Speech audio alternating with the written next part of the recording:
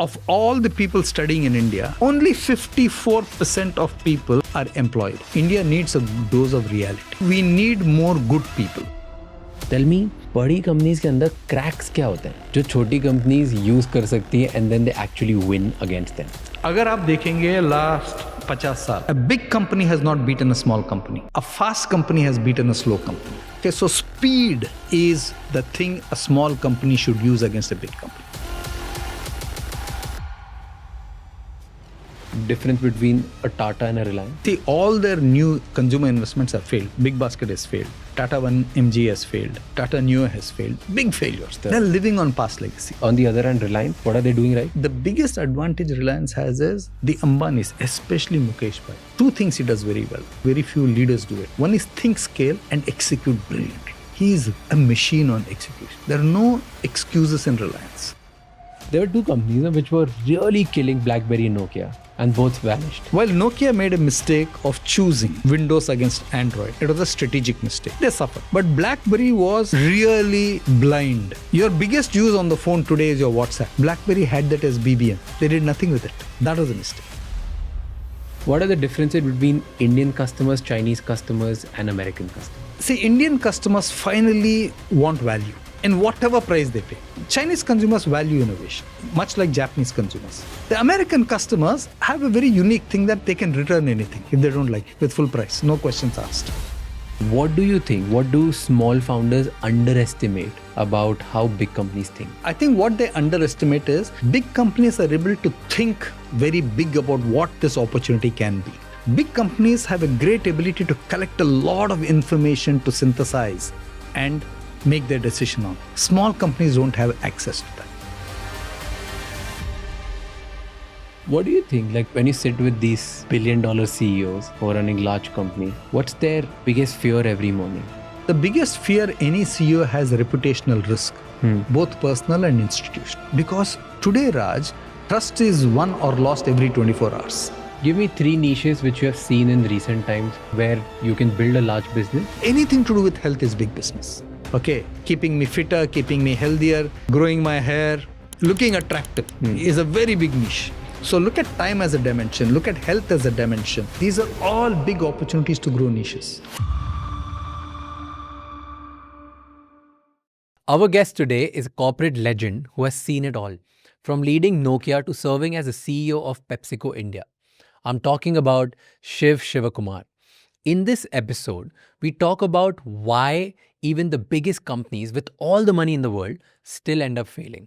The real power of saying no, along with why hierarchy is the biggest killer of innovation and why relying too much on logic can be poison for a startup. In the world of a CXO, your work is only as good as the tools you use. You need tech that is as high performing as you are. That is where the ASUS ExpertBook P5 comes in, an AI PC with 50 plus TOPS NPU and Copilot plus AI functionality built for you to have a worry-free experience. It features an integrated CPU, NPU and GPU that work in sync to deliver faster performance. It's reliable, fast and built for people who turn great ideas into reality.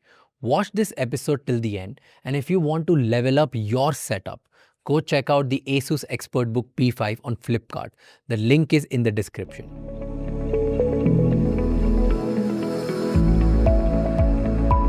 इतनी सारी companies की board of advisers में कैसे हुआ? That's my genuine curious question. How? So any opportunity, जो भी opportunity आता है, it is based on your reputation. अगर आपने contribute किया industry को, industry body को, लोग को, then they will reach back to you. When you play only for yourself, खुद के लिए खेलते हैं, तो कोई नहीं, approach करेगा आपको. So whatever you do, invest in other people, invest in the ecosystem, so that you get back the returns. That is the most important thing. Fair, but why you? There will be so many people. I was reading I was reading your entire thing, okay? किसी में your board of advisor for supply, किसी के लिए HR, किसी के लिए corporate, किसी के लिए strategic thing. So it's like wide range of things that you also focus on. I would also say, Raj, that I've been lucky. in the sense that I've run very different types of businesses, बहुत ज़्यादा business, from Hindustan Lever to Philips to Nokia to PepsiCo to the Aditya Birla Group. बहुत range है. So that range gives you the adaptability of thinking differently about business models, about the challenges of an industry. And I think that advantage I have. Many people एक ही industry में okay, कूदते हैं उधर ही ठहरते हैं. So it can be FMCG, it can be durables, it can be banking. उनको और कुछ भी पता नहीं है. So if you are adaptable in learning and you've done industries, then लोग आएंगे आपके लिए. And what is your role now? Like as a board of advisor, explain me this. How does it happen? How do they approach you? How some companies approaches you to become a board of advisor? Yeah. Then what is your role in that? Yeah. So how do boards happen? So some companies approach headhunters and say, we are looking at 2-3 board members. This is the specification for the board members. Can you go and get us a few people? So the headhunting company will give them a list of 6 names, and these people will interview them and say, okay, what is a good fit or not a good fit? Okay. In some companies, the companies themselves approach the person directly because they know the person. They say, hey, can you come and help us? Can you be our guide, etc. So both models work. Okay. The fact is, Raj, India has the highest number of listed companies in the world. Okay. We have 5,200 listed companies. America has 3,300. We have the highest number of listed companies. Okay. Now, each company on an average needs about 8 to 12 board members. Okay. So let's take you need independent directors, at least 4 in each company. Out of that, you need 1 woman director also. So the opportunity is immense. बहुत ज़्यादा opportunity है. Magar you have to be good to get that opportunity. That's what. So protect your reputation. जो भी करेंगे आप, please ensure that आपका नाम खराब ना whatever खराब ना हो. That's very important. अगर आपका नाम खराब नहीं है तो offers will come. अगर आपका नाम खराब है तो some type of companies will approach you, which is not good for you. Fair.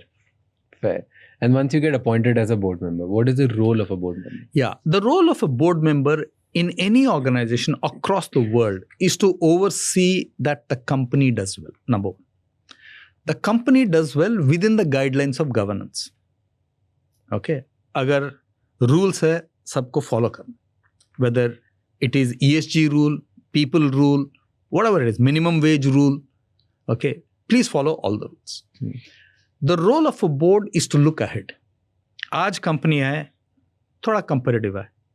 कल ये कंपनी competitive होगा कि नहीं मालूम नहीं है. That is where the experience of the board members comes in to say, hey, maybe you need to think like this. Maybe you need to look ahead.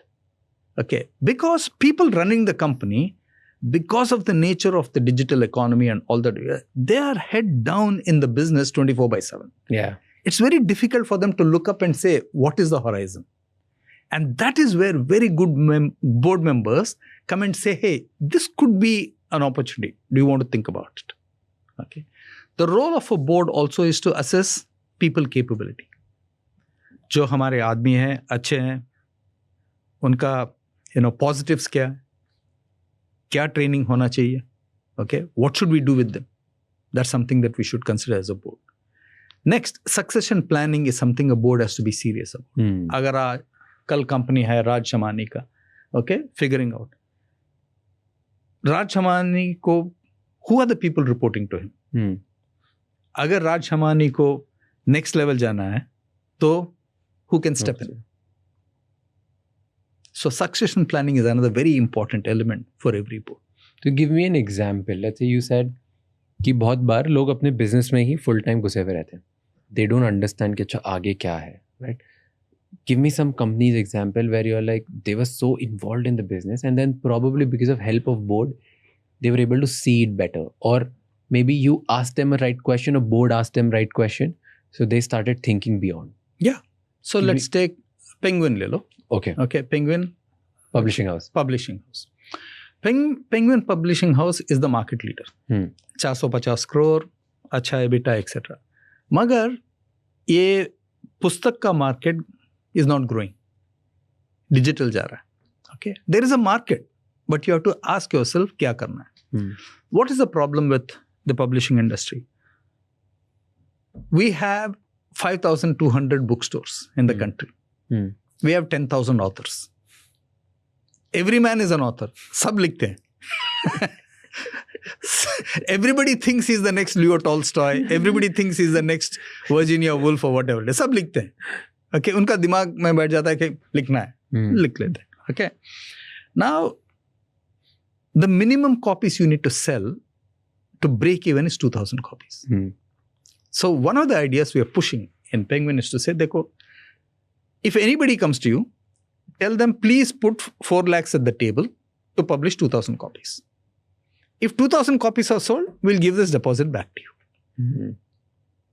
Automatically, you'll curtail the number of people who come to you. Simple idea, but very effective idea, like that. But then wouldn't it harm them? Because then anybody with 4 lakh rupees can actually get Penguin as a stamp on them. No, that's what. You put 4 lakhs, but the editorial process continues. Okay. It doesn't make, if it's a bad book, we will not take that money. As an example. Got it. So in other companies, for example, okay, let's take ice cream company. जिसमें board है. ये sugar free का range बहुत बहुत पसंद है अभी. क्यों? Q-commerce plus sugar free is a great combination. Okay, so we have to push the company to do that.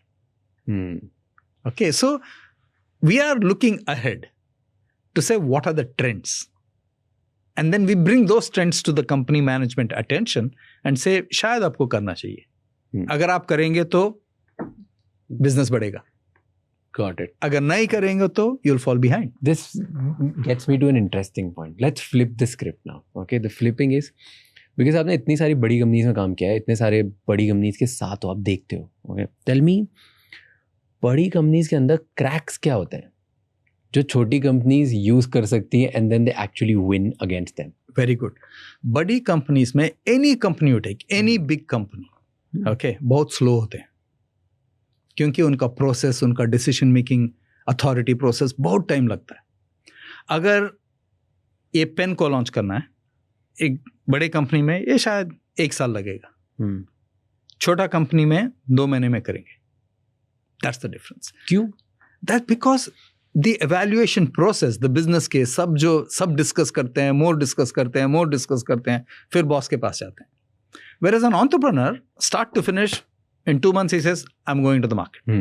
Okay, so speed is the thing a small company should use against a big company. Speed. The faster you are, imagine, a big company takes 1 year to decide on one issue. In that 1 year, a small company can beat them 5 times. Yeah. Raj, here एक interesting statistic है.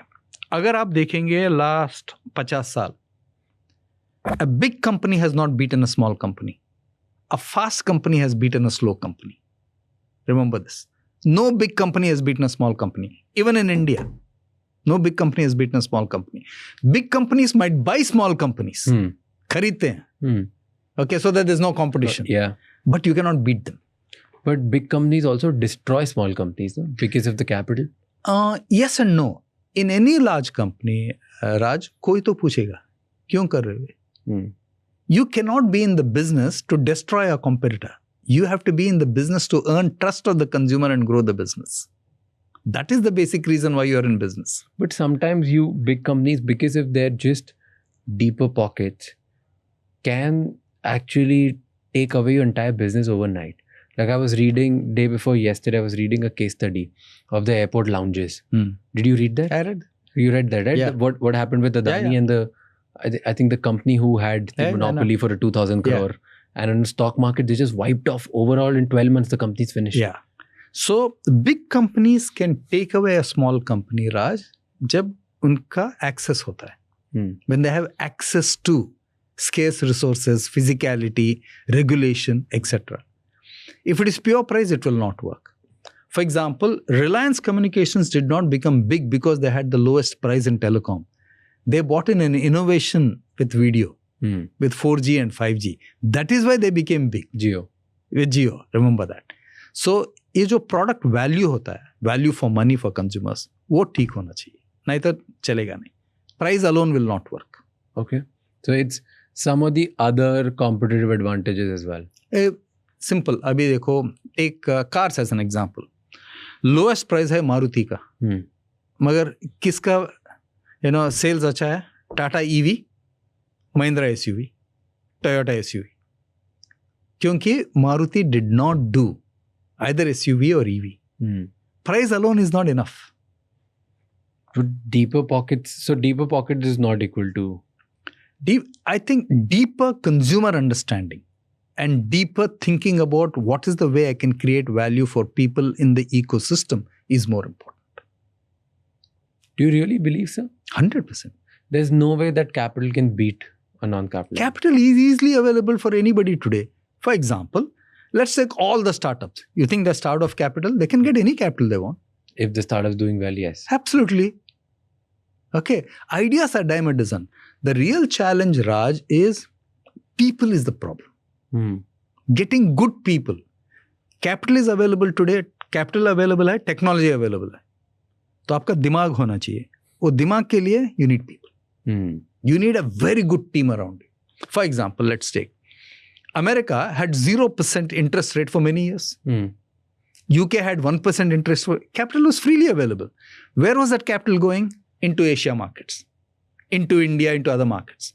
Why? The arbitrage was good. Borrow at a low thing, invest here, even if you get 10%, you're fine. Yeah. That was the logic. But have we built great businesses for the future? No. Because for that, you need people. So we don't have enough people? I think we need more good people.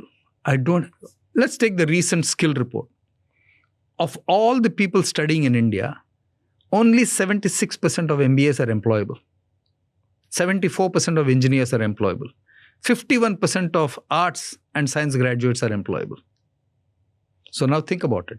Only 54% of people studying today are employable. What does that tell you? 1 in 2 is not employable. That number needs to go up. Why are they not employable? I think it's history, a number of things. It's the courses we teach. It's how we teach. What do we teach for? हमारा syllabus अभी अगर ITI जाएंगे आप, Industrial Training Institutes, 3000 ITS है India में. सब जगह अब भी कोर्स है एनालॉग में. We live in a digital world. Everything is digital. If you don't teach digital, how will they be ready for a digital job? Yeah.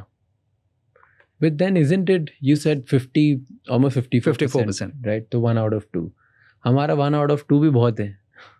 True. That's a great question. Thanks for asking. 1 out of 2 is a lot. So let's take there are 250 million people studying in schools and colleges. 1 out of 2 out of that is 125 million. Very good point. Excellent point. Thank you for asking that. The total number of people working in India today is about 460 million. 460 million. Now for 120 people to come in every year, you need to create jobs. In order to create jobs, you need investment. In order to create investment, you need processes, policies which encourage that. So it's all are linked, Raj. The second thing is interdepartmental fights. Okay. Silo thinking. Okay. Sales versus marketing. Marketing versus finance. Finance versus supply chain. Sales versus supply chain. The bigger the company becomes, the more the problems. Because in these companies, people see themselves as being the boss of supply chain or the boss of something. They don't see themselves as the owner of the total company. So in all large companies, power comes, Raj, from rejecting a proposal, not from accepting a proposal. In a small company, the energy propels it through. Yeah. Okay. If you're sitting with your people, आपके company में अगर एक idea है तो everyone will say, okay, go. Let's go. Let's go tomorrow morning. आपका media वाला नहीं बोलेगा क्यों ये कर रहे हैं. Okay, 2 reasons why we should not do that. सब नहीं होगा. बड़े कंपनी में ये रोज होता है. Okay, blocking and tackling is one of the sins of large companies. What's fun in blocking? Why do they block? It's power. So it's just human nature, people wanting to feel like I'm more powerful and I rejected that. Absolutely because correct. I know more. It's power, nothing more. And this is true of all what we call, if you go back to Hofstede, high power distance countries. What is high power distance country? You're my boss. You will ensure that I know my place within you. How far away I am, how differential I am to you. These are all signals of high power. India is a high power structure country. That's why we say, yes sir, no sir, 3 bags full, haan ji, bolo ji. Why? It's high power. We are appealing to the ego of the person. We are not appealing to the respect we are giving the person. And we are just socially like that. Absolutely right. Whereas the younger people are not like that. Okay, the reason being, let's take younger people, people such as yourselves. You're 29 years old. You've grown up in the social world. So you put out a post, 10 people say like, 2 people say dislike. You're used to it. Yeah. The people who are 2 generations ahead of you are not used to it. They're not used to criticism. They take hierarchy and position in the hierarchy as a right not to be criticized. Whereas you people have grown up with criticism from day one. So you say, fair, it doesn't matter. As long as I've got 10 likes, I'm okay. Net is positive, I don't care. I don't care. Correct. That is why young people, when they work in a company, Raj, they want feedback on a daily basis. Yeah. Bade company mein, especially legacy companies, yearly feedback also doesn't come to many managers from the owner or the boss. And people are okay with it as long as their job is protected. But young people are saying, I've done this, give me feedback now. I want feedback every day. Your whole team is wanting feedback from you every day. That is so true. That is the nature of young people. You need to understand that. That is so true. Why I've never thought of it. When I work here, and if I'm not given a feedback for 1-2 months, because the team leaders give feedbacks much faster, and if I'm not given a feedback for like 2 months, I get constant messages from my team members. Absolutely and be like, you don't even tell us what to do. You don't tell us what's wrong, what's right, what is... You know what they're telling you, Raj? वो लोग आपको बोल रहे हैं, you are disconnected. Yeah. वही तो बोल रहे हैं. Yeah. That is the signal. That you're not engaging with me. Yeah. And they're very happy if sometimes even if I'm giving like a bad criticism, bad feedback, but I'm giving it for 10 days straight, they're happier. Yeah. Then for me, not give a feedback. Yeah. It's not about good feedback or bad. Yeah. It just, even if I'm telling them this is wrong, they like it much better than no connection. It's exactly like social media. I put out content. I'm not sure. 0, 100. Chalega, nahi chalega. Malum nahi hai. But after I put out a contact, based on the comments, I'm figuring out kya karna hai. That's exactly what they're doing with your feedback. They're saying, okay, Raj is saying this. Let me process this. Fair. That's all. Fair. And earlier this doesn't used to happen. Yeah. I've never seen my father's generation or ever giving feedback to anyone in their company. See, not just feedback. See, here are some things, and it's a good question you ask, Raj. Jo hamare, okay, whether you call it niyat, procedures, practices, whatever you want to call it, okay? In the past, no employee, no child will smoke before their parents or their bosses. Today, that's over. Yeah. Today, the young people say, look, I'm smoking because I want to smoke. And me smoking in front of my boss does not mean a disrespect. Okay. So all the practices which built a hierarchical society are being broken by young people. Is it good or bad? I think it's good. India needs a dose of criticism. India needs a dose of reality. Especially leaders. We need that. In every board meeting I encourage as much dissent as possible from as many people as possible. Because only by having dissent, Raj, will we take the right decision. But I learned it the hard way, you know. I learned it. I was giving a speech a couple of years ago with one of the top leaders in the country of a large MNC. And he was in the C-suite. I delivered a speech and then he delivered a speech and then so after my speech, I went back to him and be like, sir, you're at such a level. Give me feedback. Give me, what have you seen? Is it right, wrong? Like, how can I improve? And he gave me something and I followed. I liked it. Okay, I want to implement that. I think because of that, after his speech, he also asked me the same thing. And I was hesitant that should I give or no. Absolutely. And when I gave, he got offended. Then why ask for it? I was like, it was a formality. Yeah, absolutely. Yeah. So you are right. Like, a lot of people are not okay with criticism at that level. He wants shabashi. So whenever leaders in India ask for feedback, they only want positive feedback. Great, sir. Fantastic, sir. They don't want to listen to the challenges. Why? It's, again, as I went back, it's imposter syndrome. It's power. Even at that level, you are running a 1 lakh crore market cap company. The higher you go, the more the insecurity. Remember, you can lose it in a day. See, one is the hierarchy and the power distance I talked about. Second, and a very important point, Raj, is we are not a country which accepts failure easily. The young people do. See, your young people are working with you. They accept failure in relationships every day.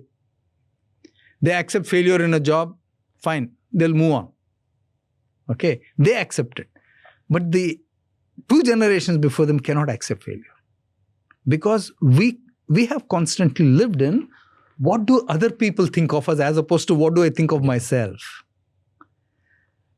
ये जो culture है, I get my social standing by what Raj thinks of me. Yeah. Not what I think of myself.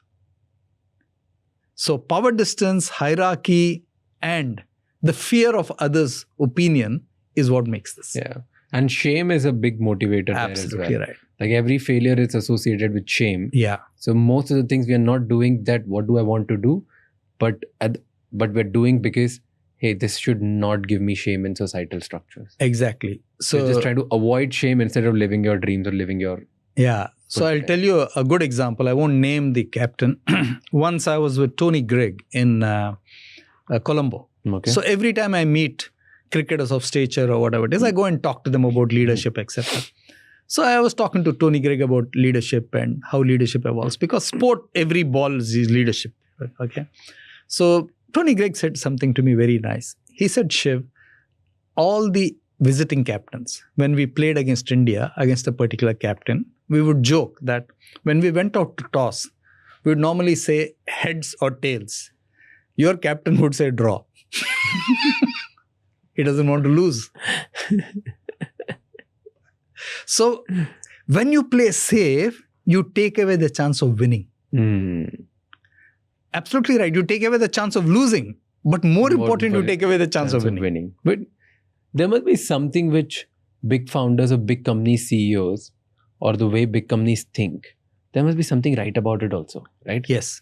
What do you think? What do small founders underestimate about how big companies think? Yeah, I think what they underestimate is big companies are able to think very big about what this opportunity can be and what is required in order to put resources behind it. Where is this market headed? What can we be doing with it? Okay. Big companies have a great ability to collect a lot of information to synthesize and make their decision on. Small companies don't have access to that. They don't have access to all that information. They don't have access to that level of thinking. So, for example, to give an example, when we were in Nokia was a small company. We wanted to become a $4 billion company. We went to the market and got CEOs and people who are already running $1.5 billion and $2 billion companies and told them, come. Because we wanted people to think big. So suppose today you are 1,000 crores. You want to be a 5,000 crore company. You need to go to the market and get people to your company who are 3,000 crores thinkers already. They're already running that. So it's very easy for them to go from 1 to 5. So that scale thinking is something which small companies struggle with. Doesn't that backfire sometimes? Sometimes it backfires, but as long as your product is good, and I go back, as long as your product is good, you have great value for money and you're doing that, you should succeed. No, but even after that, let's say if, for example, if my company is, I'll give you a scale, let's say random number, pick it up, let's say 100 crores. Okay. If today somebody is at 100 crores and wants to reach 1,000 crores. So get somebody who's already operating at 800,000 crore or 500 crores. 500 crores. Yeah. And gets it. Don't you think it'd be a mismatch because a 100 crore company won't be able to give that kind of infrastructure, thinking, spending power, anything of 1,000 crore level? No. So how will 1,000 crore CEO function in 100 crore because he wouldn't know? Yeah, very good question again. So what is very important, Raj, is 100 crore company, if you don't change, will grow at 20% per annum. You will not get to 1,000 crores. So you'll play safe. Okay. But when you have people who already run 400 crore businesses, they know what the journey is very, very quickly. They're able to give you the ideas and all that. The only thing you need to watch out for is keep your costs as variable as possible. Don't sink in fixed costs. The more fixed costs you sink in, then you'll pull the business down. So invest all the growth ideas, try and keep the cost variable. The talent cost will be only a fixed cost, which will be a huge cost. That's okay. That part you always need good people. Any size of business, doesn't matter, Raj. अगर आप 100 crores कर रहे हैं, 200 crore कर रहे हैं, 1000 crore कर रहे हैं. If you don't have high quality people in your company, Raj, you will not be competitive tomorrow morning. As simple as that. But does that, again, a question on the same thinking. Don't you think that somebody who's running, let's say, 1,000 crore company and has built it in last 20 years will not be able to understand a company which has gone from 0 to 100 crore in like 2 years or 3 years? Not true. And that today's company must be thinking about some other solution, other stuff which probably 1,000 crore CEO doesn't get it. Not true. So let's take, for example, you are one of the pioneers of the digital age. Google was the pioneer of digital age. So Brin and Page, they started. As soon as they came to a particular level, they realized that they did not have CEO capabilities. Yeah. What did they do? They got an Eric Schmidt. Think about it. They got an Eric Schmidt who had run billion-dollar corporations to say, hey, you know how to run a company. So very simply, Raj, जब आपका company जो भी सुन रहे हैं, जब आपका company 100 आदमी से ज़्यादा होता है, more than 100 people, then you need a structure.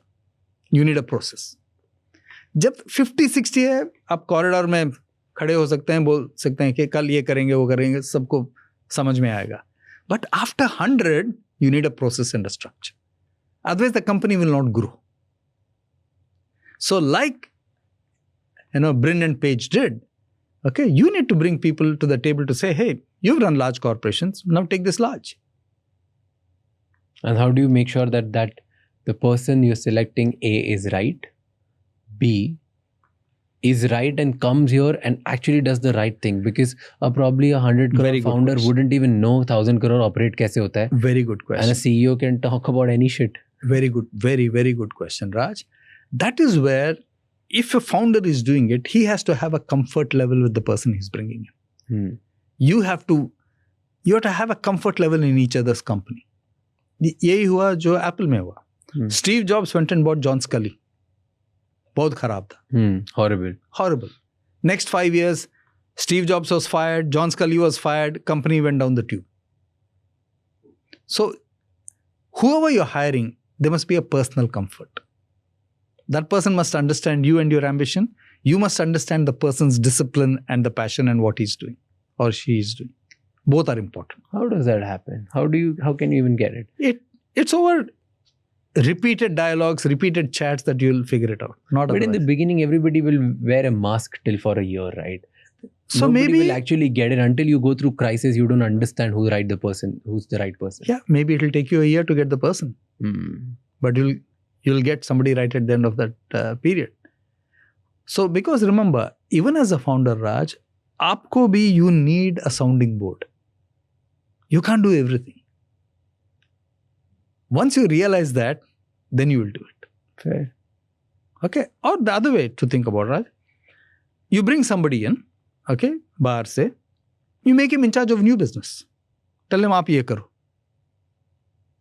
You continue to run the old business, so there's no impact on your old business. You are in charge. ये new business जो vertical है, आप build करो. जब build कर दो, तब बात करेंगे कि सब लेना है कि नहीं. Absolutely right.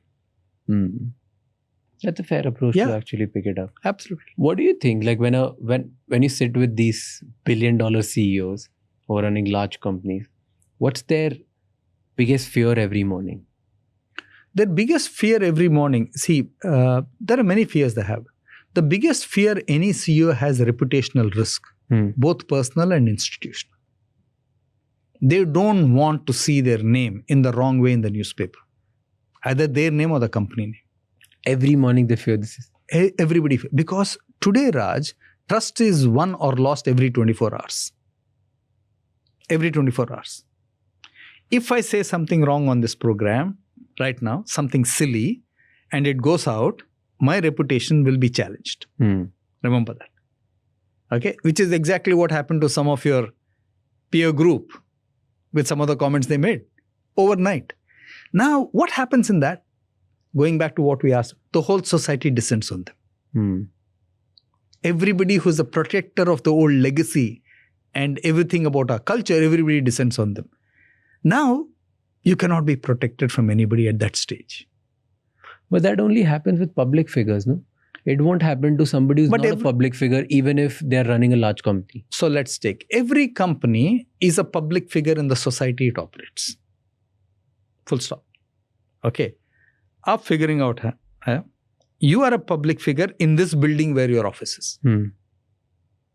If, for example, there is a fire in your office tomorrow, the whole building will be aware of it. Remember that. So, what we call license to operate.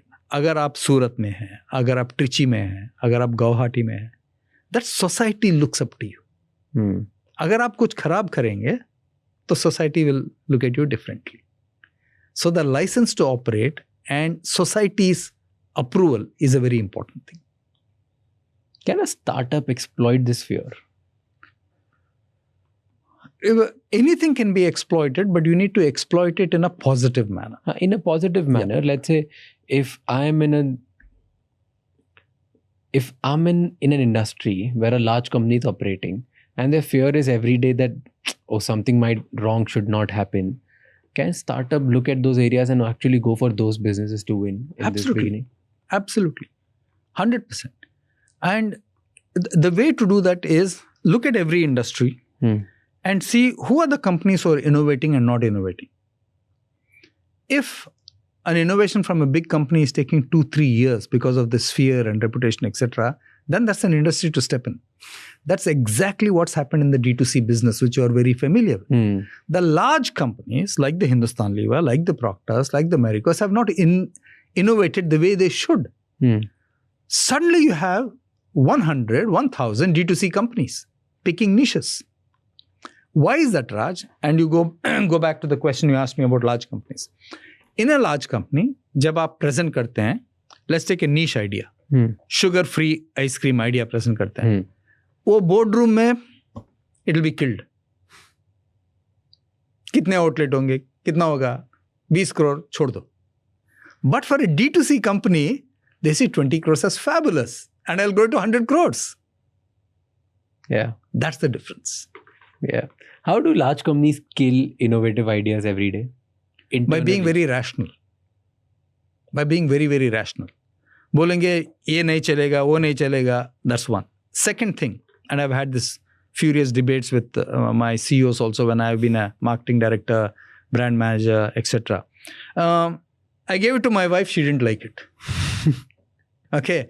My friends didn't like it. So what? Once a CEO told me, shift this packaging. I showed it to my wife. She didn't like it. I said, your wife is not my target audience. Yeah. Okay. So personal biases against or for an idea. Okay. Too rational at one level, personal biases at another level. These are the two reasons why we kill ideas in boardrooms. Let's go deeper on both. First is, how can people not be rational? I'm a big believer of being delusional in the beginning when you start business, because you need to actually have an inside-outside view. Like from an inside you need to believe certain things based on what you have observed and insights that you have, and actually go out and try it in the market, or else if you're too rational, you won't start a business. But how do you think? How can somebody watching this who's a young entrepreneur actually not be rational? Yeah. And still be able to build a pretty good business? Because completely dreamy can also kill you. Yeah. The first thing is suspend judgment. Okay. अगर आप meeting में हैं, you are the entrepreneur, आप बात मत करो, keep quiet, let the others talk. Okay, ask people, why do you think this is a good idea? Okay, this side of the room, ask them, why do you think this is a bad idea? Okay, let them debate it. Okay, let it play out, and finally you come on a consensus based to say ये शायद कर सकते हैं और ये शायद नहीं कर सकते. Quite often what happens is the leader in the room expresses his opinion first, then everybody keeps quiet. That is the easiest way to kill an idea. True. Okay. The other thing you could also do, since you asked this question, Raj, is to say somebody has an idea. Somebody says, okay, this is not a good idea. Then what you can say is, okay, build on the idea. What do you think is wrong about it? What can make it better? Involve the whole group. Tell me how can we make this idea better? Okay. Somebody comes with an idea. Somebody will say, it's already been done by competition and they failed. They failed for other reasons. You have every right to succeed if you do it differently. So because somebody else failed is not a reason for you to kill an idea. Fair. So ये जो diversity of thinking है, आप उसको promote करना है. Don't be the only person in the room who talks. Fair. But what about Reliance of the world? That's a great question. To be fair, I would say Reliance and Adani are investing a lot more than the traditional legacy companies. They are saying we'll take the bull by the horns. A lot of people say they have government support, which is true. But despite government support, for them to invest is fantastic. Not easy. Because they do certain things which will reap like 20 years later, 25 years later, that they're trying to build something. I'll give you a simple stat for you to think about. Tata has been in this country for more than 100 years. Their market cap is 400 billion plus. The same as Pakistan GDP. Reliance market cap is about 250 today. And they've come 50 years ago. Now, Tatas could have done digitally. They had TCS, everything. They messed up Tata Neo. They don't have the capability for it. They're not a consumer-facing organization. That's the point. What, give me an example, difference between a Tata and a Reliance? They're living on past legacy. See, all their new consumer investments have failed. Big Basket has failed. Tata One MG has failed. Tata Neo has failed. Big failures, not ordinary failures. But Chandra must have the gumption to introspect and say, look, I'm going to get in very high capable professionals to guide me. He doesn't want to do that. And on the other hand, Reliance, what are they doing right? Reliance, the biggest advantage Reliance has is the Ambanis, especially Mukesh Bhai. Two things he does very well, which are actually contradictory. Very few leaders do it. One is think scale and execute brilliantly. See, meetings with Mukesh Bhai can go on till 3 in the morning. He is a machine on execution. No two ways about it. We want to build the FMCG business 1,000 crores. What do we need to do? We'll buy it Campo for 22 crores. Do this, cut it. Machine. There are no excuses in Reliance. In Tata's, as long as you're financially clean, you can give any excuse. So if you look at companies which are very good at risk-taking, Raj, South Korean companies are very good at risk-taking. You have to give it to them. You know why? Once they decide, they execute brilliantly. Go back to what I said about Mukesh Ambani. They're ruthless in execution. A Samsung is like ruthless in execution. Look at the LG market cap. What an IPO. Absolutely right. They're ruthless in execution. Okay. The other companies who are pretty good in strategy plus execution are the Chinese companies. Let's look at Vivo. Look at all these people. They've built huge businesses in India. Great products, relentless execution. They've taken more risk on the India market than anybody else. Why? That's in their nature. They evaluate the risk well. They're two separate entities. South Korea is a small country. They have no choice but to go abroad. And they say India is a huge market. China is a huge country. It has developed a fantastic ecosystem in electronics. They want to dominate the world. They're saying, what good is this if we don't take it across the world. So two completely different reasons, but both very valid reasons. So for example, since you asked this question, when people come to India, do they see this as a land of opportunity or a land of challenge? Companies who see it as a land of opportunities are taking a risk. Companies which see it as a land of challenge are not taking the risk. There are enough reasons to invest in India. There are enough reasons not to invest in India. Remember that. But this also ties back to the capital, right? Samsung has insane amount of capital and backing. Chinese companies like Vivo have an insane amount of capital backing. Indian companies didn't have that. See, tell me an Indian phone maker who came with even 1/10 of the pockets which these guys have. So they didn't have any other choice but to trade. I disagree there. Okay? In fact, I have had this conversation. If you go back to 2009-10, there were at least 50 to 75 Indian brands which came in phones. What were they doing? वो China से Android phone खरीदते थे, brand name लगाते थे, बेचते थे. Okay. I met one of the Indian big brands at that point of time. And I told the owner, he spent 2 hours with me. I had just left Nokia and I was moving to PepsiCo. I told him, whatever you do, invest in R&D. You will not have this access to cheap R&D from China. They will come with their own phones into the market. It's a matter of time. I said, don't do R&D. ये company Russia में television कर रहे हैं. I said, forget all that.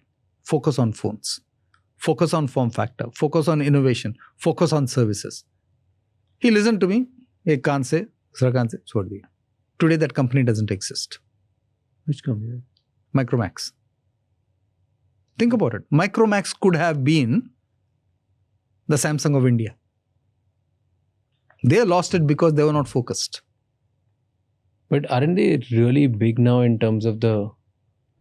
So they're not big in consumer market, but they're in industrial businesses thriving. They're not in mobile phones. Full stop. As simple as that. See, in mobile phones, if you do not hit 10 share, Raj, paisa nahi banta hai.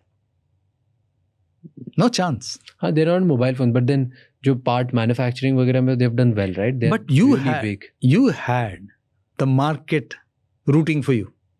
Consumers rooting for you. You had a consumer brand. And you had customer love as well. You had customer trust. Why should you lose it? Much like Nokia, we had all the trust. We went and chose Windows instead of Android. That's why we lost the market, not for any other reason. Wrong decision. Why do you think? Because the board and the CEO decided that, because people who were in the room told me that our people didn't feel that Google gave us enough bar for being a 32 share handset brand. So say it was a matter of egos. So since they didn't get enough bar, they said we'll go and do Windows. Microsoft ke saath. Yeah. Eventually Microsoft acquired also, no? Acquired and sold it also. Nokia's gone through all hell ever since 2013. Okay, but that's okay. But Microsoft acquired after the Windows, or did they? No, Microsoft acquired and with then Windows. At started. that point of time, Nokia had Symbian, Series 40, Series 30. Then Nokia did Windows phones, didn't work. Nokia went and did Android. Then Microsoft said, we are Microsoft, why are you doing Android? Okay, then they sold the business. So it's a lot of confusion. Huh? Nokia can't. Nowhere. I still use a Nokia. Okay. I'm still loyal to it. Nowhere. I don't. If they catch the next wave, for example, if they're done fold, they had a chance. Their chance at 5% share, not more. Or maybe the AI world must have. Will they ever be in the phone a 32, 38 share brand they were? The answer is no. Kabhi nahi hoga. Not possible at all. Kyun? Because they don't have. This business requires huge amount of R&D. When Nokia was a $40-50 billion corporation, we are one of the top 5 spenders in R&D. $5-6 billion. Not small money. You need to invest that. So you asked me an earlier question. Where do companies have deep pockets? Investing in R&D. Pharmaceutical companies have deep investment. Mobile phone companies have deep investment. Technology companies like chip providers have deep investment. There you need deep pockets. So वो नहीं है अभी Nokia के पास. So that's okay. There will be another average company. There were two companies which were really killing BlackBerry and Nokia, and both vanished. A very good example. Thank you for raising that. Let's take, you were talking earlier about how do you know consumer this thing, etc.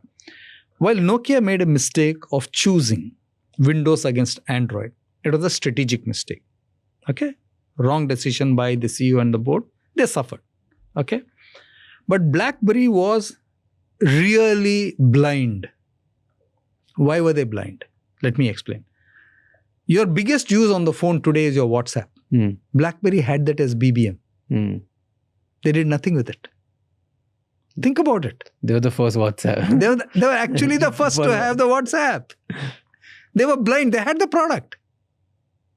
They couldn't see the market. Nokia chose the wrong operating system.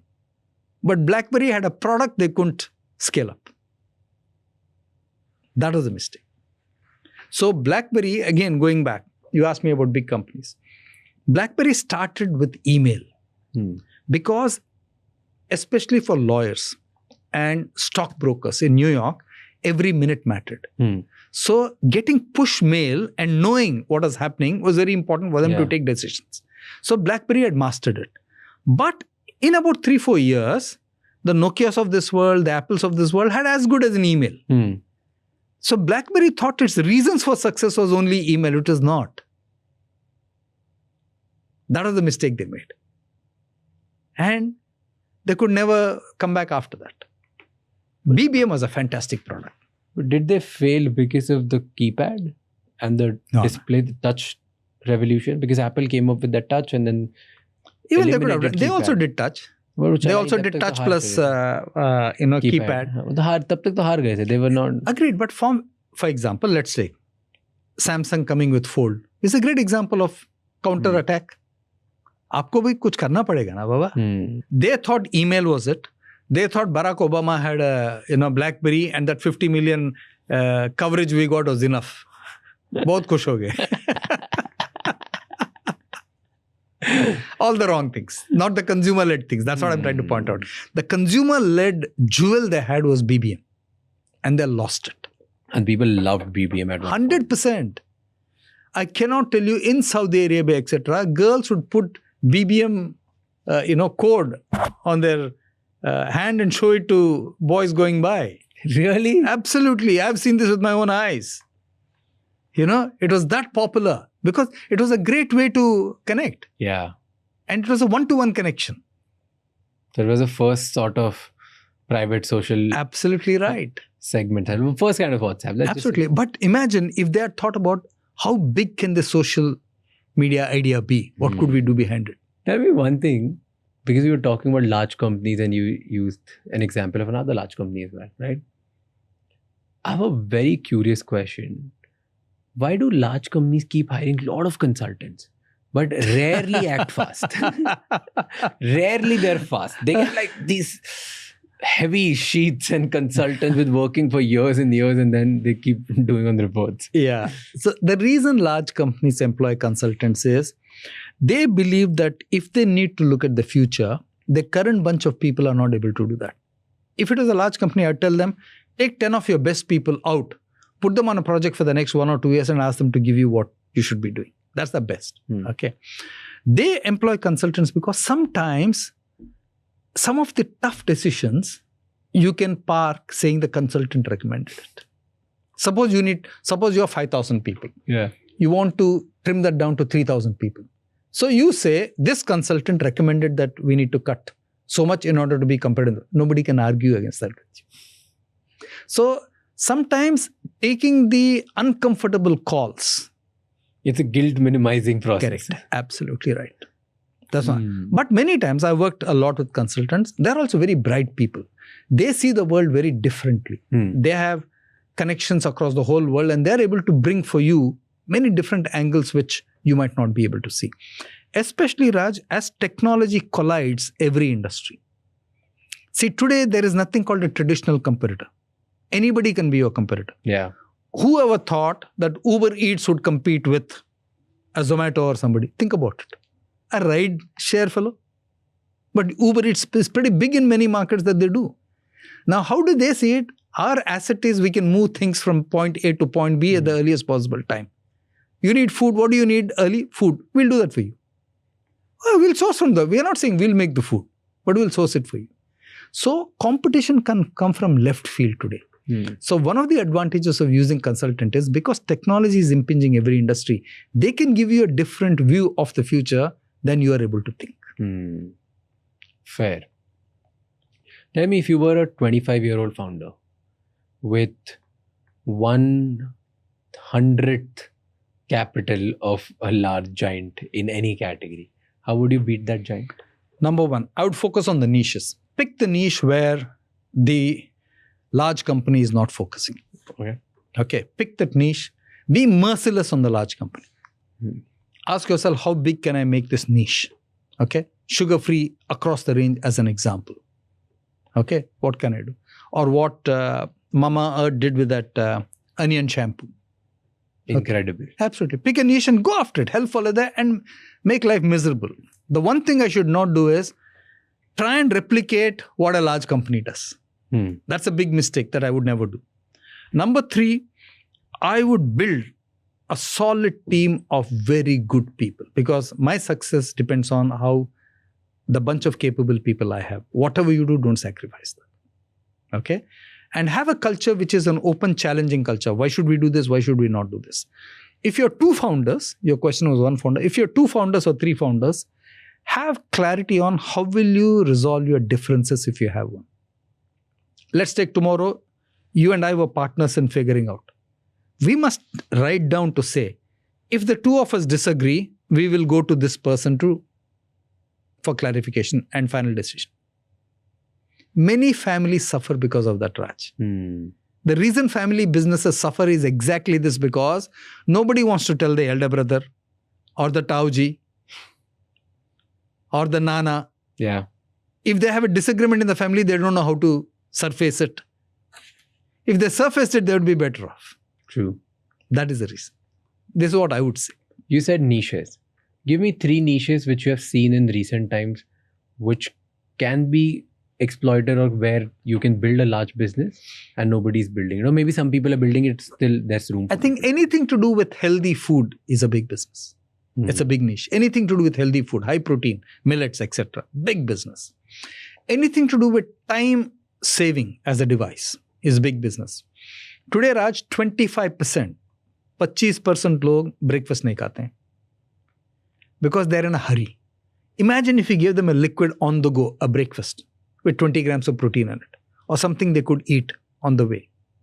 Okay, that's a big niche business. Nobody's talking about it. I believe the future business of food or ready to cook food is something you can cook in 5 minutes, which is healthy. That's all people have. On the go, even better. I think anything to do with health is big business. So on the go, high protein meals is one. Anything to go with health is big business. Okay, keeping me fitter, keeping me healthier, keeping my heart rate, this thing, growing my hair, looking attractive is a very big niche. Okay. In any which way you define it. Okay. Physical health and fitness is a big niche. Okay. Give me an example. For example, one of the challenges of busy executives is the ability to find time, okay, to exercise. Imagine if you had a studio, a physical studio, which was open from 6 in the evening to 3 in the morning. Many state governments are giving 24/7 licenses for liquor, for everything. Why not this? Because go back to what I said about time.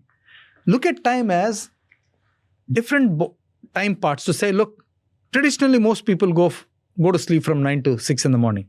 Is there any business I can do at that point of time? It's available. Now, the guys who are doing it brilliantly are the delivery boys.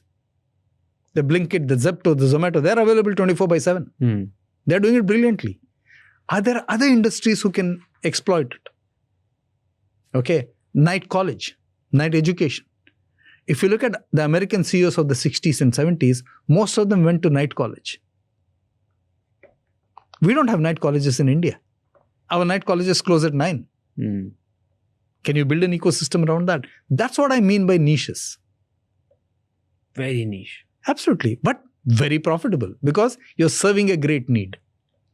So look at time as a dimension. Look at health as a dimension. Look at fitness as a dimension. Okay, these are all big opportunities to grow niches.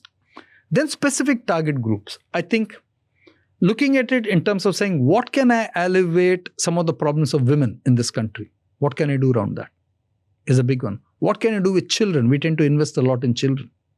What can I do around that? Because the ability to pay a premium for a child product is much more than paying for yourself. True. So there are so many things. India is such a big market. I believe, Raj, one of the mistakes young founders are making is, I would say, search for ideas. Don't search for capital. If you have good ideas, capital will follow. But what do you think it's better for a small company?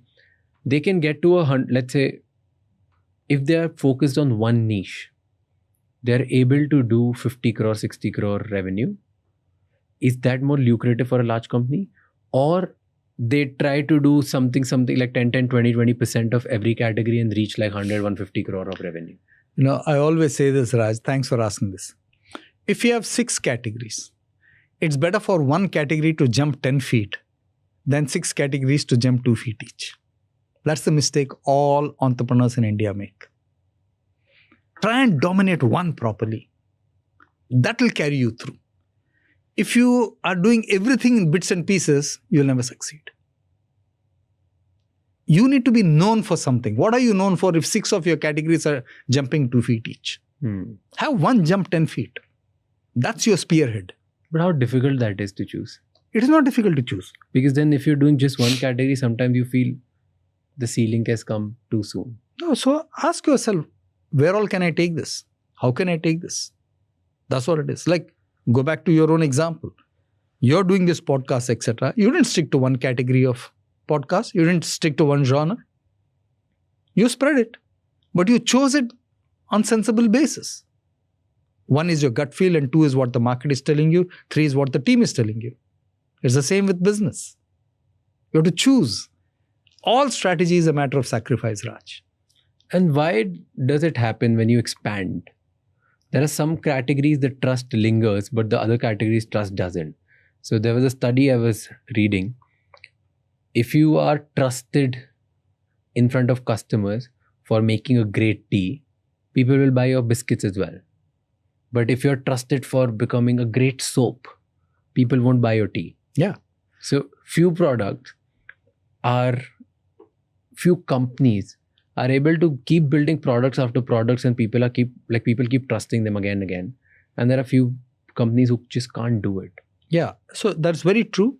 There is what we call, there is an association of a brand and what it can do or cannot do. For example, if you look at all the big conglomerates today, and we've done enough work on this, a lot of people don't believe that the big conglomerate has the necessary credentials to be in health. They might be in health, but they don't have the necessary credentials or the trust to be in health. Okay? Let's take a simple example. You look at hair care brands. Globally, very rarely have hair care brands been successful in skincare. On the other hand, if you take skincare brands, they're very successful in hair care. Give me an example. If there is. Pantene is an example. Sunsilk as an example. But they're hair care brands. Dove is an example. Dove came the other way around. From skin to hair. So, going from skin to hair, like Neutrogena, etc., is far easier than going from hair to skin. Some of the consumers don't give it to you. Let me give you a more tangible example in India. Ponds. Ponds was huge as a talc. It still is. So when Ponds launched their strategy to grow, they went into soaps and they became a 10-share brand in soaps. What did they do? Dream Flower soap, cold cream soap for the winter. Fantastic, because they were selling those products. Great cachet. Then they did a cardinal mistake. Then they launched toothpaste and toothbrushes. And the next was sanitary napkins and batteries on the line. Under the Ponds brand? On the Ponds brand name. Okay. They launched toothpaste and toothbrushes. I was a toothpaste brand manager then. And everybody was under pressure to say we have to do something about it. So I said, let's go to consumers. And I believe this. So we asked ourselves the question, where is Ponds the strongest in this country? And we figured out it was Mylapore in Chennai, okay, where the housewife would swear by Ponds. We went there for a focus group. So, okay, a girl called Revati did the focus group. And she asked them, what do you think of Ponds, etc. She passed the packet around, motives. Fantastic, what a great product. Everybody was going gaga about it. And my heart was sinking because people wanted more money in order to fight them. So I said, okay. After the whole discussion of 2 hours, Revati then said, okay, will each of you summarize what you think about it? So there were 8 people in the group discussion. 7 of them said gaga things. The last lady, I still remember her, she was wearing a green sari, spectacles. She said, you know what, I know all you guys are gaga, but one thing in my book does not sit right. She said, Ponds is about smell. Ponds is not about taste. Toothpaste is about taste. I said, that's the answer. So I went back and said, we do nothing, guys. Ponds died. Ponds toothpaste and toothpaste died in 3 months. So many times, the core of the brand you need to understand. So if Ponds' strength was fragrance, then they could do anything in categories which had fragrance connotation, not in taste connotation. Like Colgate, many years ago, introduced ready-to-cook meals under Colgate. Why would you even do it?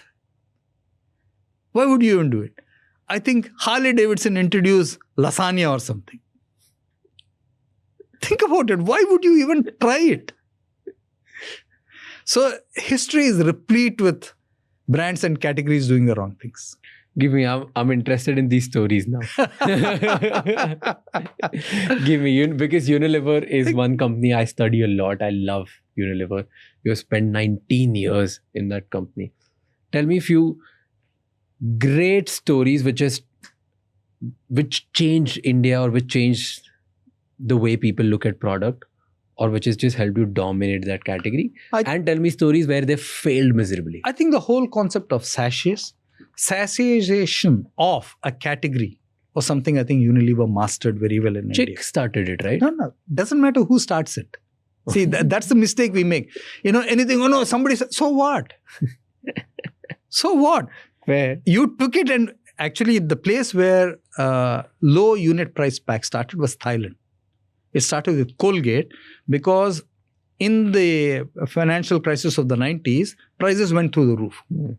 And so Colgate checked 2 concepts. They said, this is a small pack. You are poor, so you should buy this.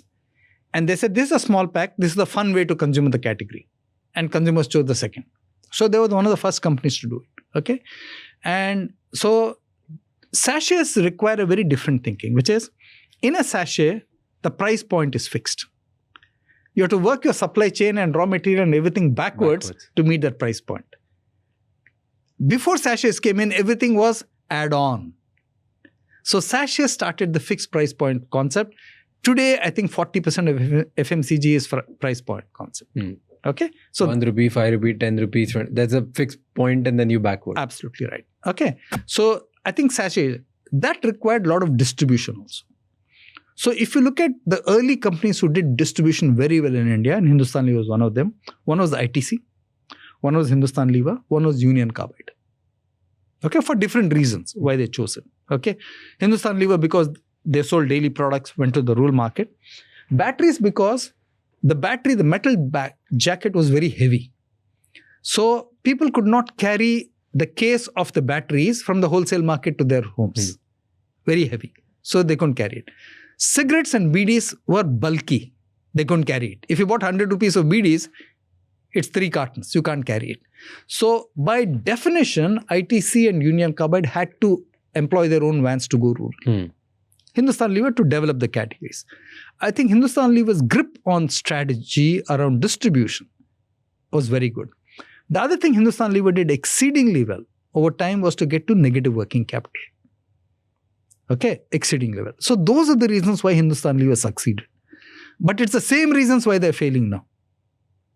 And I'm honestly saying they're failing right now because they've not launched a single decent innovation of value in the last 5-6 years. Okay. They've kept talking about digital to consumer. They've done pretty little about it. They will say the usual rubbish that they need to say in a meeting, but that's not true. The proof of the pudding is in the seeing and the eating. They've missed the digital revolution completely. Let me give you a sense of it. HDFC Bank has 300 to 350 digital marketeers. The top 10 FMCG companies combined together don't have 300. Why? That goes back to the point. The bank saw the digital capability was crucial. It's no longer physical. You will win or lose because everything is digital. Yeah. Insurance is digital. Payment is digital. Okay. Borrowing is digital. Okay. Lending is digital. Investing is digital. See? Everything is digital. So they said, hey, we don't need branches. Each branch takes 1 to 2 crores to run. They said, we don't need any more branches. We don't need any more ATMs. As long as we get the digital act right. They over-indexed on digital. So one of the things that companies have not done successfully in India, FMCG companies, and specifically Hindustan Lever, is they have not over-indexed on digital. You worked with ID Fresh. I really like that company. Yeah. What worked for them?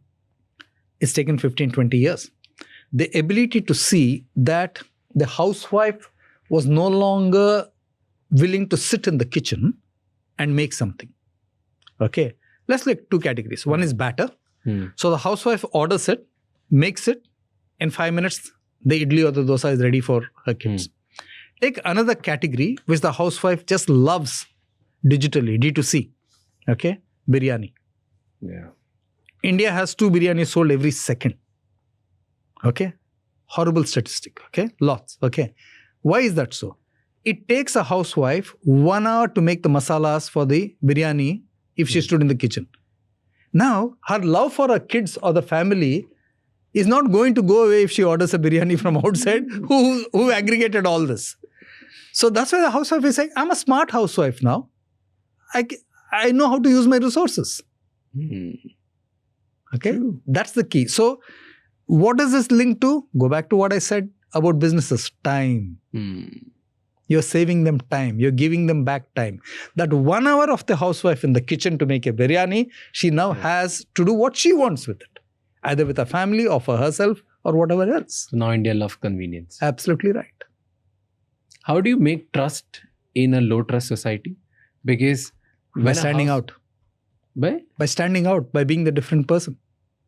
Like you said, I don't want to do anything to associate with sin categories. Fantastic. Sachin Tendulkar said, I will never advertise liquor because I promised my dad I will never advertise liquor. Okay, so by standing by what you believe. Just that's it. Always. Because there are brands who have been standing on for certain values for decades. And there are guys like us who are standing on certain things for just 2, 3, 5 years. We've just started. Yeah. And why are customers able to trust somebody new versus somebody who's been there for 30 years? So one of the things is, one I mentioned, by standing for something which you believe in. The second thing I would add to it, Raj, is by being relevant to the newer audience. If you're not relevant to the newer audience, so let's take what you're doing right now. Any of the anchors could have done. Fair. Any of the news anchors of the last 10 years could have done. Fair. Why haven't they done it? They were not relevant. They didn't see it as relevant. But your audience sees this as relevant. The audience does not see news reading and news anchors as relevant. So each of these big guys, the news anchors, could have pivoted here. So they would have carried the trust of differentiation from the past and they would have been relevant for the future. They didn't do it. So just because we are relevant for in a newer format for absolutely newer people, right. That's it. It's that a helps huge, you trust? Huge. Not ordinary, huge. Because then people say, what is trust? It's authenticity. Trust is, at the end of the day, I say this many times, you will not hurt me when I'm vulnerable. So when I come to listen to Raj Chamani, I know that I will get a distilled view of the truth. It will not be hype. I trust you to do that for me. In the past, I trusted the editors to do it for me. That's why I read the editorial column first. In every newspaper, an editor was a very big guy. Fair. I have two last questions. Yeah. One is, what are the differences between Indian customers, Chinese customers, and American customers? Very different. See, Indian customers finally want value in whatever price they pay. Indian customers will haggle like mad. Okay, even if they're buying a 1 lakh bag, they will want a 10% discount. They need to feel good. And they need to go home and say, look, it was actually 1 lakh, but I got it for 80,000 bucks. So whatever they do, they want a bargain. Okay. It's ingrained into, people. I can't tell you the number of friends I have. They'll go buy something. I'll say, why did you buy it? 50% off. So Indian customers are that. The American customers have a very unique thing that they can return anything if they don't like it with full price. No questions asked. The return behavior in American consumers is very, very different. In India, 80% of the companies offer good service. In America, only 20% of the companies offer good service. But they're right about service. Service industry in America is actually broken. You look at the airlines. You look at the hotels. I was staying at one of the top hotels in New York. Believe it or not, they didn't have tea and coffee sachets in the room, which I take for granted in any Indian hotel. Yeah. Simple example. Okay. So service in US sucks. In India, in good places, service is very, very good. Yeah. Top notch. The top-notch service is actually Thailand. If you look at Thai hotels, for the price value, they're outstanding. You check into a Thai hotel, you have the best food platter on the table, everything. Damn good. Okay, so India's service levels are very, very... 80% of the time we get good service, though Indians crib a lot. Indians tend to complain a lot if they don't get what they want. So, for example, in Nokia, people would write to my global CEO, straight. If Indians don't like something, they will put it on social media. They'll write to anybody and everybody under the world. True. Anybody and everybody. They think, the global CEO is just waiting for this mail. And if he doesn't reply, again, he'll get hammered. True. So Indians are extremely demanding of the brands and the companies that they work with. They expect a lot and they do, they juice out a lot. Chinese consumers are very, very different in the sense that Chinese consumers value innovation, much like Japanese consumers. But Chinese consumers are a unique combination of innovation and value. Unique combination. I think we tend to be a little more on the value side than innovation. I just read a recent book on globalization and what's happening. The German minister said something very interesting. He said it's very tough to compete with China because they are both low price and high innovation. That is the Chinese consumer. True. So those are the three I would say. Which one's the toughest to serve after thinking of all the challenges? I think India is very tough to serve. Having served all three markets, I can say that. Why? The variables and the complexity are very, very different. Or the tolerance is super low? No, too much. Too much distribution, too much choice. We are a very hyper-competitive market. What's the way to win here? The way to win here is always to provide the best value and to systematically build your brand. Finally, brands matter. And I say this many a time in a brand session, Raj. Rich people buy brands for vanity. Poor people buy brands for security. We are still a country with a lot of people earning less than $2 a day. To them, security matters. Yeah. How do you convince in Nokia? How do you convince people, poor people who are fighting for security? How do you convince them to buy a phone? Great question. Because for them, the trade-off is a choice paradox. It's like my 10 days of food is equals to Great a question. phone. Absolutely right. Very well put. That's the exact way the consumers think. So when we went trying to sell mobile phones into the rural hinterland, you know what the rural consumers told us? If anything happens wrong, where is your service center? So Sudhir Kohli and gang first built the service centers so that then they had the confidence that if something goes wrong, I can go there. Exactly the point you made. At that point of time in 2006-07, the cheapest phone was some $2,000. Now $2,000 is a hell of a lot of money at that point of time.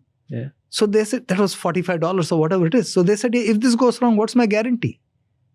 Okay, that's why we have to put service centers and give them confidence that service is very good. But how do you convince them at this point? Putting the service center up there. But what do you tell them? Like, why do you need a phone? Why do you even need to buy this phone at the fantastic. first place? That's a great question again. So one of the first successful campaigns which Devendra Kishore, Shafali Chachi, etc. did, a brilliant campaign, was on security. We showed a house, lightning and thunder in a rural market. Okay. A house is waiting for the main breadwinner to come home from the main city on his mobile. Okay. Now, they don't have a phone. The neighbor has a phone. Okay. So this man stops in a place from a PCO, calls up the neighbor's mobile phone and says, just tell them that I'm on the way. I might be half an hour late. And so this neighbor goes to them and says, your man is safe. He's just coming. It'll take half an hour. After the conversation, the young girl listening to the conversation with the mother turns to the mother and says, maybe we also need to get a phone. Security. So a phone is a personality statement. A phone is a security statement. A phone is a productivity statement. A number of roles which a phone plays. So security was a very big thing when we drove it. So that was first. And then the second layer was? Second layer, for example, we launched phones for women. We had Priyanka Chopra, doing our ad. It was fantastic. Her mother said this is the best ad, Shiv, that Priyanka has ever done. And she said a very simple thing. It's not a phone, it's who we are. Going back to what I said about personality. We had color phones. We had all kinds of fold phones and fantastic stuff. One of the most celebrated commercials ever. So you have to just keep thinking about how the market is evolving. See, you must be studying a lot of stats and countries' income as well. Now, as a country's income rises, this has happened in the US before, this has happened in China, and now it's happening to our country. Overall income is rising. People are getting richer. When the country's income rises, which are the sectors which will see the maximum growth? So that somebody should be active in that sector and start thinking about some business ideas in that sector. Okay. It is not true for all countries across all sectors. Okay. But let me give you a slice from India as India grows richer. As India grows richer, we'll place a higher emphasis on education. As India grows richer, we'll place a higher emphasis on health. As India grows richer, we'll place a higher emphasis on personality and grooming. These are all categories happen. Now, why do I say it's not true in all countries? Thailand is multiple times richer than us, but they don't have the education infrastructure that we have. Same thing with Indonesia. Okay. But America is there. UK is there. So you can't generalize to say, if India becomes a $5,000 per capita income, automatically these things will happen. It's very cultural. Okay. The other thing which will happen as we go up, and this is true in all countries, as you go up the income curve, you tend to take a lot more processed food than normal. The chips, etc. The center of the plate might not change, but the pickles, the chips, the salt will all be branded. As you get richer, which is exactly what's happening in India. Okay. As you get richer, and in India is actually, I can't say richer. The definition of richer is a little difficult in India about the category I'm talking about. Okay. Which is travel. People borrow to travel. They're taking loans to travel. In the past, income minus expenditure was savings. Today, income minus expenditure plus borrowing minus investment equals savings or loss in investment. So today, something like 50 to 60% of the holidays of millennials or more is hawked. Okay, so travel picks up. Why do we love traveling? I think we're a very vast country, and it's also the stage. We've got exposed far more thanks to digital and social media than ever before. Far more, Look at Indians and what they post on Facebook or LinkedIn. LinkedIn has become a newspaper now. What do you post? I went on a holiday to Bali. Why are people doing it? To make their, friend circle jealous. Okay, you don't see that same degree anywhere else in the world. Indians tend to do a lot more of this bragging on social media. Status-driven society. Absolutely. Hmm. We brag a lot more about it. It doesn't have, for example, Europe, they're very, very private about it. Even if they were to go to Windsor Castle, they won't talk about it. हमें मजा आता है. We like that. Yeah. It's our status. It's our marker. True. You know, one of the internal features we use every time we're sitting with a FMCG company or a D2C company, or we're sitting with young founders thinking about it, I always ask them one question. What is a USP? What is the USP that client will get to know? And they're like, why are you asking USP? I'm like, I'm not talking about unique selling proposition. I'm talking about what your product provides, which is a unique show-off proposition. Mm. Because Indians care a lot about unique show-off proposition. Yeah.